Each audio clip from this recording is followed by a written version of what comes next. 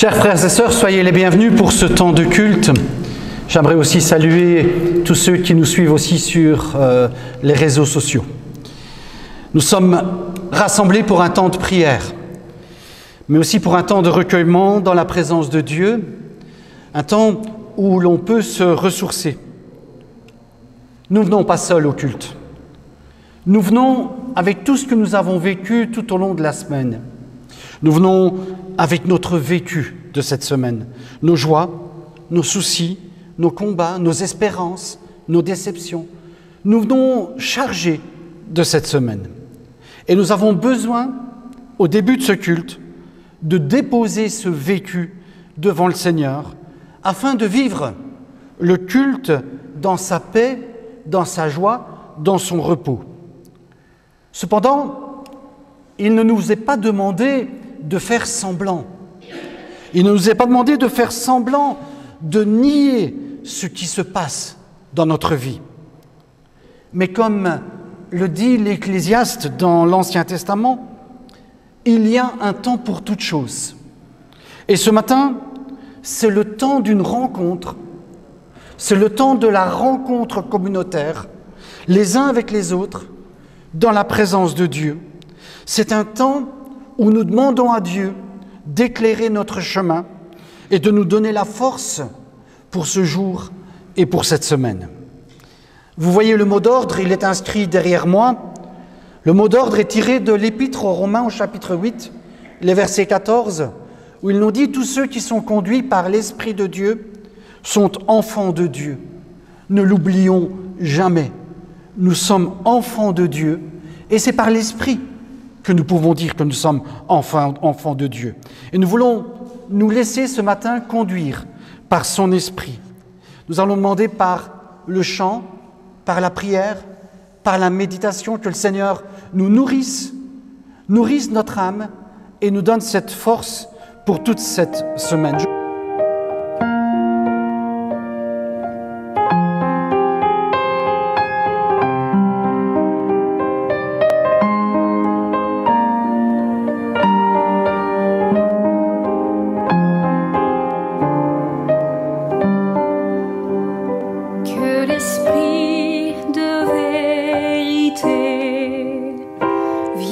Sur nous maintenant,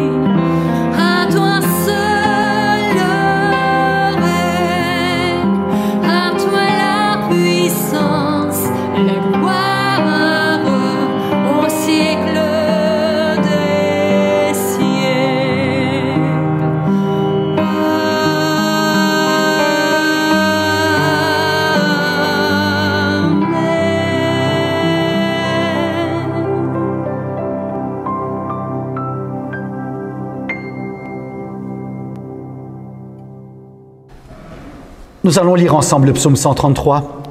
Nous allons le méditer courtement et puis nous allons prendre un temps de prière.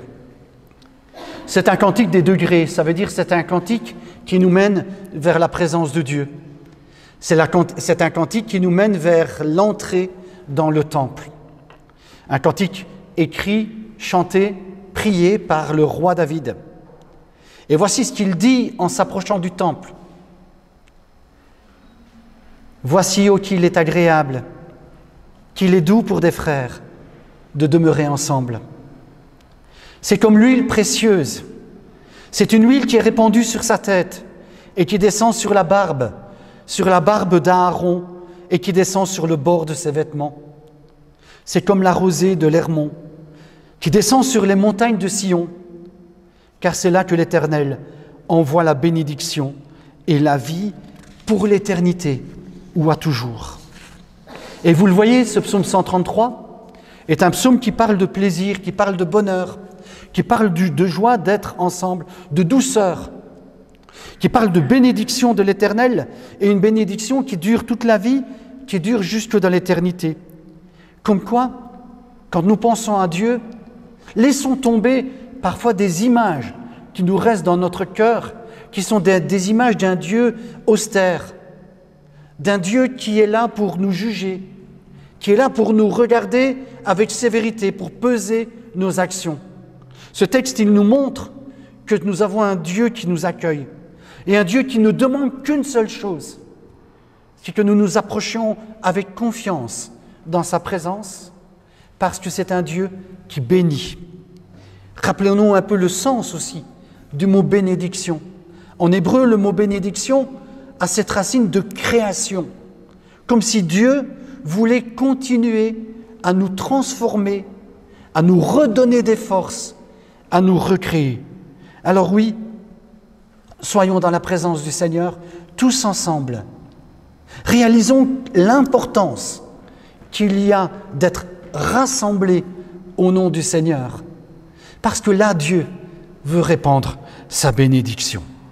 Nous allons chanter un premier chant, et puis que chacun se sente cette liberté d'ouvrir son cœur, de s'exprimer à voix haute, de lire peut-être un texte de la parole de Dieu, de dire une parole tout simplement qui demeure, qui l'habite et qui lui donne cette soif de s'approcher de Dieu. Que tout se fasse vraiment dans cette simplicité des enfants de Dieu et surtout dans cette confiance que Dieu nous entend, nous accueille, nous aime. Nous venons pour le célébrer et pour chanter son amour.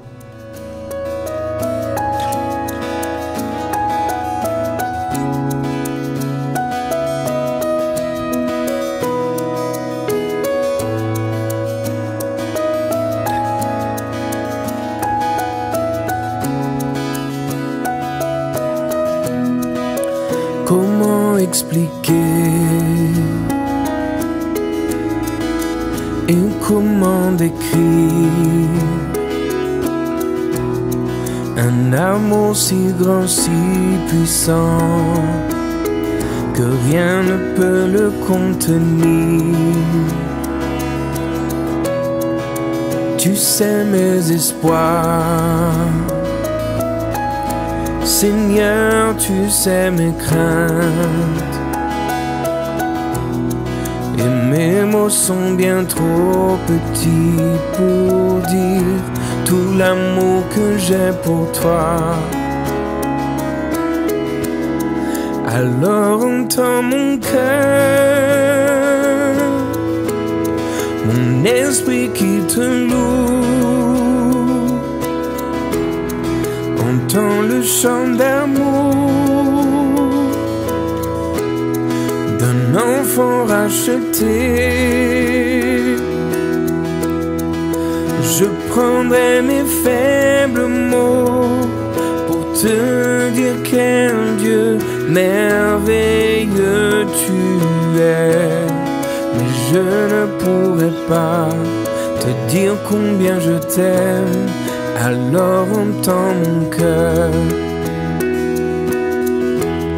Si tout comme la pluie,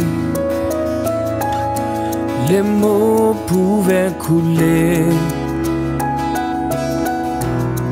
Et si j'avais l'éternité, je ne pourrais pas l'exprimer. Mais dans les battements de mon cœur, tu entendras toujours. Merci pour la vie, pour la vérité et pour le chemin. Alors entends nos cœurs, nos esprits qui te louent.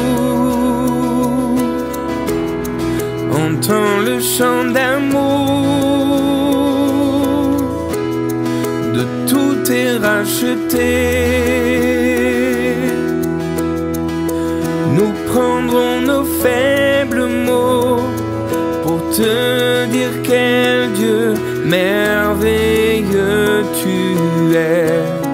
Mais nous ne pourrons pas te dire tout notre amour. Alors entends nos cœurs.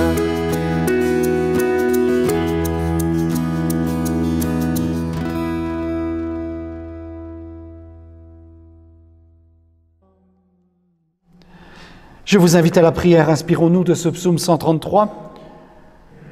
Merci Seigneur pour ta parole. Merci pour ce beau psaume qui nous éclaire, qui nous illumine sur notre route, qui nous rappelle que tu es un Dieu de bénédiction, un Dieu de bonté. Et je veux te dire merci pour ton amour et pour ta grâce. Elles sont notre force, elles sont notre joie. Merci Seigneur parce qu'encore aujourd'hui est un jour nouveau, un jour où nous pouvons renouveler nos forces. Sois ce Dieu de bénédiction pour chacun d'entre nous et pour nos familles. C'est en Jésus que je te prie. Amen.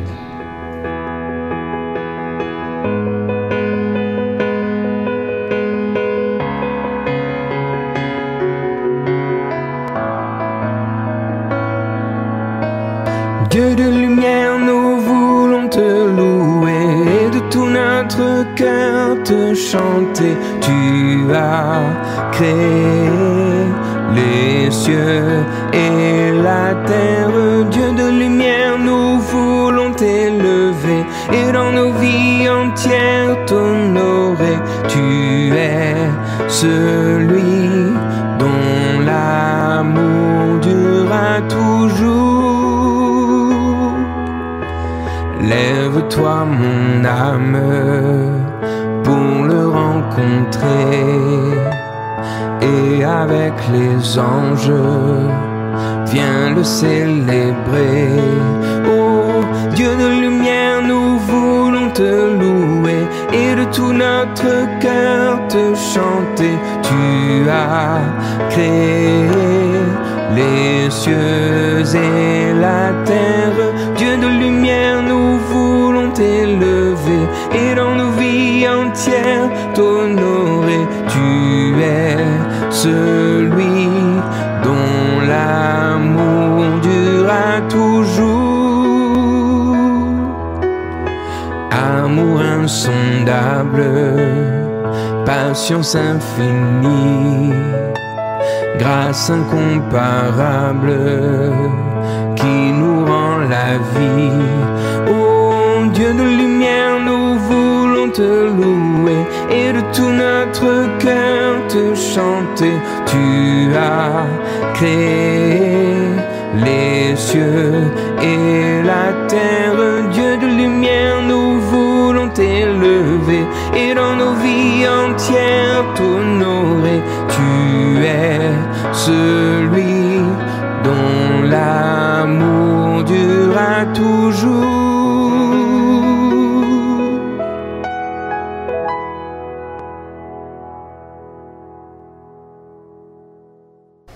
C'est d'ailleurs le texte qui servira de base à la méditation de ce matin, en Matthieu 28, versets 16 à 20.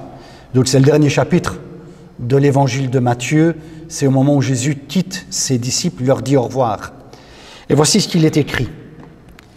Les 11 disciples allèrent en Galilée sur la montagne que Jésus avait désignée. Et quand ils le virent, ils se prosternèrent. Mais quelques-uns eurent des doutes. Et Jésus s'approcha et leur dit, « Toute autorité m'a été donnée dans le ciel et sur la terre. Allez, faites des gens de toutes les nations des disciples. Baptisez-les pour le nom du Père, du Fils et de l'Esprit Saint. Et enseignez-leur à garder tout ce que je vous ai commandé. Quant à moi, je suis avec vous tous les jours, jusqu'à la fin du monde. Quant à moi, je suis avec vous tous les jours, jusqu'à la fin du monde. » 5 petits versets. 5 petits versets pour dire au revoir. C'est toujours trop court quand on perd quelqu'un qu'on aime. 5 versets pour poursuivre son chemin avec une absence. Mais aussi 5 versets qui peuvent nous apprendre beaucoup de choses, non seulement sur Jésus, sur les disciples, mais aussi sur nous-mêmes. Jésus, nous dit le texte, va quitter ses disciples. Et il les quitte là où tout a commencé.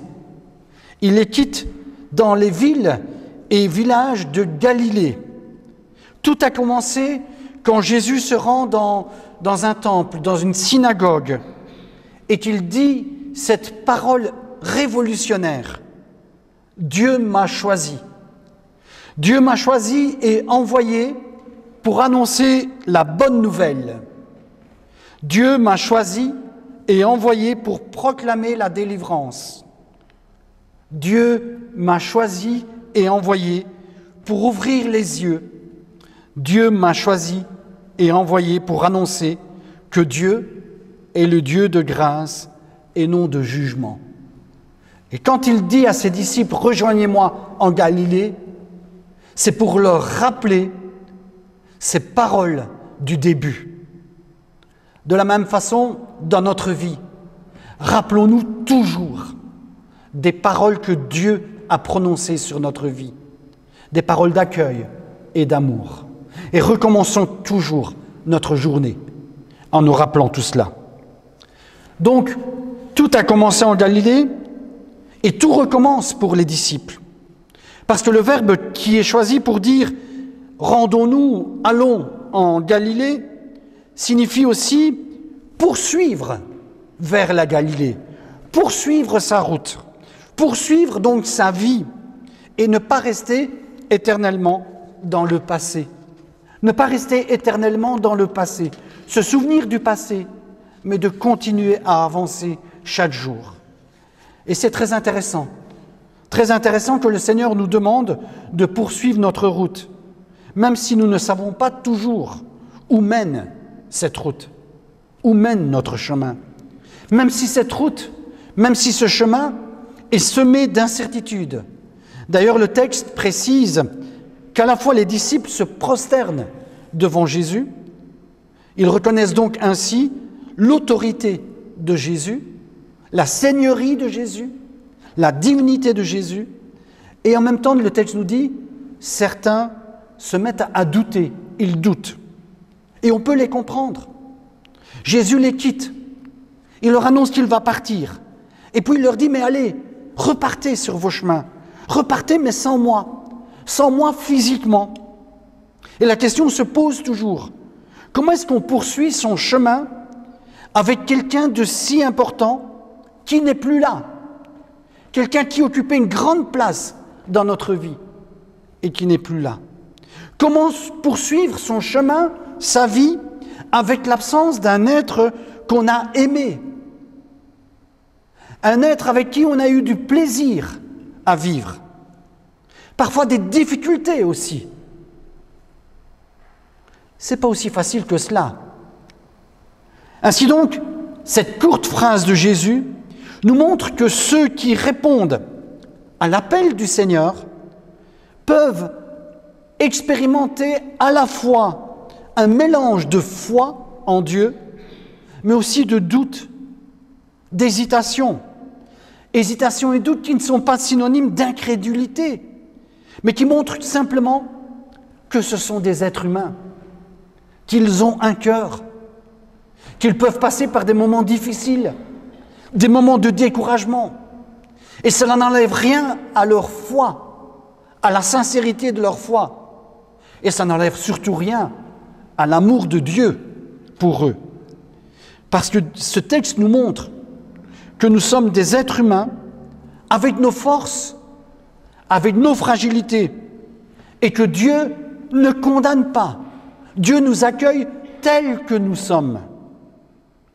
Et c'est justement dans ces moments de grande fragilité où la foi et le doute ensemble, la foi et les doutes ensemble qui les saisit, c'est à ce moment-là que le Seigneur leur donne rendez-vous, se tient là à côté d'eux, devant eux, non pas pour les accuser, non pas pour dénoncer les inconstances qu'il peut y avoir dans notre vie, les errances qu'il peut y avoir dans notre vie, mais pour nous encourager, pour les encourager et leur confier cette mission d'annoncer l'Évangile au monde. C'est à des êtres fragiles, humains, que Dieu va confier la bonne nouvelle, l'annonce de la bonne nouvelle. Et le texte nous dit donc que les disciples doutent, mais en même temps qu'ils doutent, ils se prosternent. Ils reconnaissent l'autorité de Jésus. Et cette autorité, Jésus la leur donne à son tour. Toute autorité m'a été donnée dans le ciel et sur la terre. Allez, allez maintenant, je vous envoie. Je vous envoie par mon autorité. Vous recevez cette même autorité. Tout pouvoir m'a été donné sur le ciel, dans le ciel et sur la terre. Je vous donne ce même pouvoir. Et ce qui est intéressant, c'est de savoir, c'est quoi ce pouvoir? C'est quoi cette autorité? Je l'ai rappelé au début du message. C'est un pouvoir de prononcer des paroles qui aident. Des paroles qui aident les personnes à retrouver la liberté, une lumière, une paix devant Dieu et devant les autres.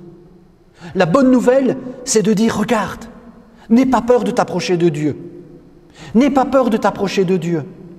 N'aie pas peur de lever la tête devant Dieu, parce qu'il te donne ta dignité. N'aie pas peur même du regard des autres. Et si le regard est malveillant, sache-le et évite-le. Mais ce regard malveillant n'enlève en rien ta valeur. Jésus avait cette autorité de semer dans le cœur des gens une semence de vie et de paix. Et Jésus nous confie cette même autorité de semer une semence de vie et de paix. Combien j'aimerais qu'en ce moment même, on puisse s'imaginer être cette terre fertile qui accueille cette semence. Cette parole, frères et sœurs, je la prononce sur chacun d'entre nous. Je la prononce sur ma vie et je la prononce sur chacun d'entre nous et sur nos familles. Je la prononce avec cette espérance, avec cette foi que ce que Jésus a accompli il y a 2000 ans, il le fait encore aujourd'hui. Et que cette parole qu'il est avec nous jusqu'à la fin du monde, elle est encore aujourd'hui valable pour chacun d'entre nous. Je suis avec vous jusqu'à la fin du monde, dit Jésus. Et cela ne signifie pas seulement qu'il sera avec nous pour toujours, mais aussi que son œuvre va se poursuivre à travers toutes les générations des croyants jusqu'à la fin du monde.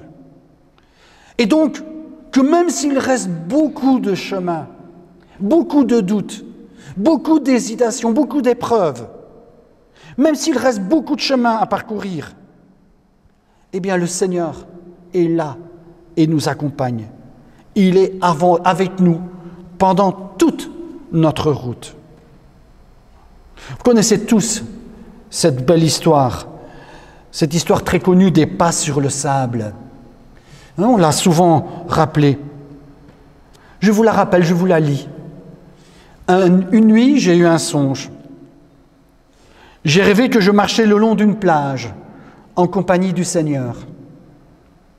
Et dans le ciel apparaissaient les unes après les autres toutes les scènes de ma vie. Et j'ai regardé en arrière, et j'ai vu qu'à chaque scène de ma vie, il y avait 2 paires de traces sur le sable. L'une était la mienne, et l'autre était celle du Seigneur. Et ainsi, nous continuions à marcher jusqu'à ce que tous les jours de ma vie aient défilé devant moi. Alors je me suis arrêté, j'ai regardé en arrière, et j'ai remarqué qu'en certains endroits, il n'y avait qu'une seule paire d'empreintes. Et cela correspondait exactement avec les jours les plus difficiles de ma vie, les jours de plus grande angoisse, de plus grande peur et aussi de plus grande douleur. Et j'ai donc interrogé le Seigneur. « Seigneur, tu m'as dit que tu étais avec moi tous les jours de ma vie et j'ai accepté de vivre avec toi. Mais j'ai remarqué que dans les pires moments de ma vie, il n'y avait qu'une seule trace de pas. Je ne peux pas comprendre, Seigneur. Je ne peux pas comprendre que tu m'aies laissé seul dans les moments où j'avais le plus besoin de toi. » Et le Seigneur répondit, « Mon enfant, tu m'es tellement précieux. Je t'aime. Je ne t'aurai jamais abandonné, pas même une seule minute. Les jours où tu n'as vu qu'une seule trace de pas sur le sable, ces jours d'épreuve, ces jours de souffrance, c'était moi qui te portais. » Jésus dit, « Je suis avec vous tous les jours, jusqu'à la fin du monde. » Que cette semence germe dans nos cœurs. Amen.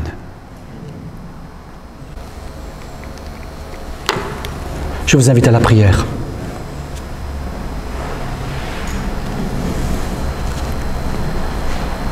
Seigneur, il y a des moments où les émotions remontent et elles sont fortes.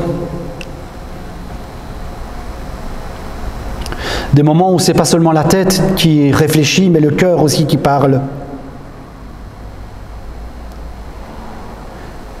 Et il y a de ces moments où ce n'est pas seulement les corps qui se rapprochent pour se rassembler en un culte, mais que c'est aussi les cœurs qui se rassemblent, qui se réunissent.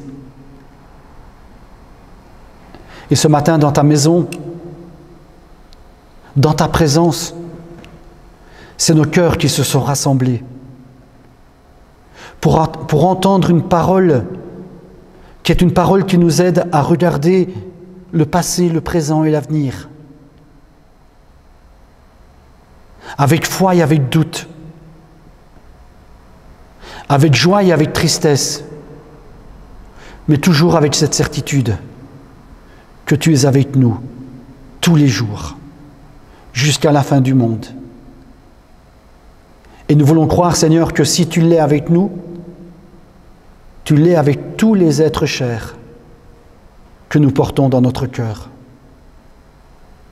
Nous voulons croire que tu l'as été de génération en génération et dans tous les lieux où ton nom était invoqué. Dans ce temps où nos cœurs se rapprochent les uns des autres, nous réalisons que l'Église de Jésus-Christ, c'est toi qui la formes, c'est toi qui la gardes, c'est toi qui en prends soin. Et je veux te bénir pour tout cela, Seigneur. Au nom de ton Fils Jésus. Amen.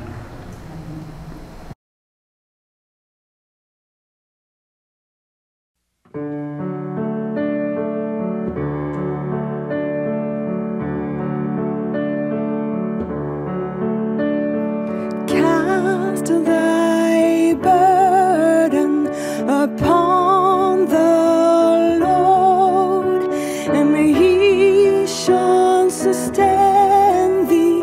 He shall never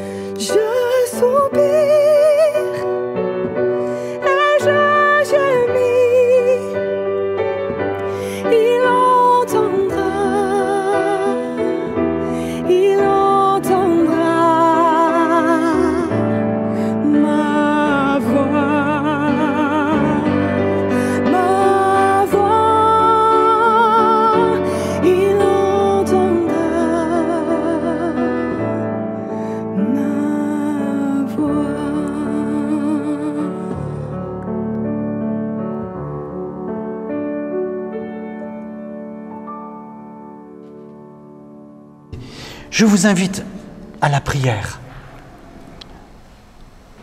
Et comment, Seigneur, ne pas commencer par dire merci. Merci pour ta présence, pour tes dons généreux. Merci pour tous les projets que nous avons mis en route depuis tant d'années. Et même lorsque nous étions au creux de la vague, parfois dans le découragement, quelque chose nous a permis de nous relever et de regarder à toi et de dire « on continue ». Et pendant toute cette période, Seigneur, ce que tu nous as appelés, c'est à refléter ta vie, ton amour, ta présence. C'est pourquoi dans ce temps de prière, je veux te dire merci Jésus pour ta vie donnée, ta vie partagée. Merci parce que tu es notre Sauveur et notre Seigneur. Merci pour ton esprit, un esprit de paix, un esprit d'amour, de force, qui nous conduit à la rencontre des autres. Tu nous fais marcher, Seigneur, ensemble. Tu nous fais partager nos fardeaux les uns les autres. Nous t'avons prié pour la Luciole, nous te prions pour notre monde. Ce monde qui a tant besoin de ton amour. Te prions pour nos familles. Nous te prions pour tous ceux qui passent par des souffrances, quel que soit le nom que porte cette souffrance. Parmi ces souffrances, Seigneur, il y a ceux qui ont cessé d'espérer en toi. Seigneur, fais chemin avec eux. Relève-les.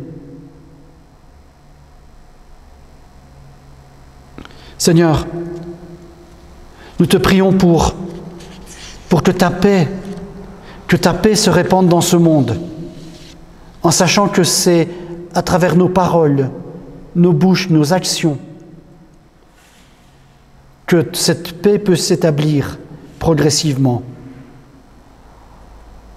Seigneur, tu donnes le sens à notre vie. Et nous voulons à notre tour être à côté de tous ceux et celles qui ont besoin de toi, qui ont besoin d'entendre une parole qui les relève. Garde-nous, Seigneur, pour le reste de cette journée. Garde-nous pour cette semaine qui se présente devant nous, en sachant que tu es avec nous jusqu'à la fin du monde. Amen. Je vous invite à vous lever pour nous unir dans la bénédiction, et puis après nous resterons debout pour un dernier chant.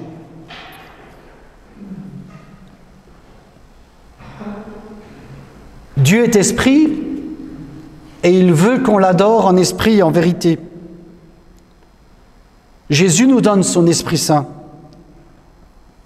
Et avec son Esprit Saint, il nous donne cette paix et cette certitude que Dieu est avec nous. Que la paix avec Dieu et la paix entre nous demeure et se développe. Avec cette paix, que l'Esprit développe entre nous cette unité qui n'est pas une uniformité, mais qui est cette joie et ce bonheur d'apporter nos différentes expériences pour les mettre au service de Dieu. Le Seigneur nous invite à partager avec tous ceux qui ont faim et soif de cette vie de Dieu. Il nous invite à aller dire toutes les merveilles de Dieu au monde entier. Alors, frères et sœurs, que la grâce et la paix nous accompagnent tout au long de ce chemin, tout au long de ce cheminement, tout au long de cette vie où nous sommes appelés à refléter sa présence. Aller dans sa joie, aller dans sa paix. Amen.